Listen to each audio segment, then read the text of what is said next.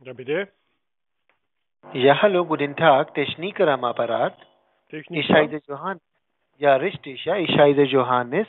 Ich rufe Sie von der Firma Premium Technical Support an. Sie Ja, haben bei uns einen Wartungsvertrag gemacht, richtig?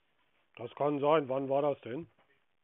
Ja, das haben Sie im 2020 gemacht, aber seit langem haben Sie gar keine Wartung genommen. Deswegen haben wir Sie für Ihre Sicherheit angerufen.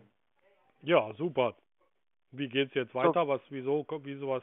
Habe ich ja ein Problem auf meinem Computer oder warum rufen Sie an?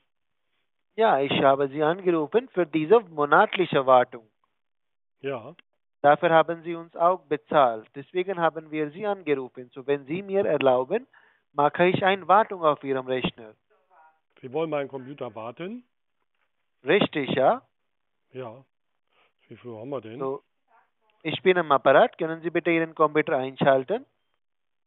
Ja, das Problem ist, ich habe jetzt keine Zeit. Können Sie heute Nachmittag nochmal anrufen? Heute nachmittags. Ja. Okay, dann kein Problem. Ich mache so. Ich rufe Sie heute nochmals, ja? Nachmittags. Um Ja, so 13 Uhr ab geht es? halb vier, 15:30 Uhr, halb vier, sowas wäre ganz Um gut. 15:30 Uhr. Mhm. Mhm. Mhm. Okay, dann kein Problem. Wir rufen Sie nochmals um 15:30 Uhr. Super, Dankeschön. Okay, dann vielen Dank.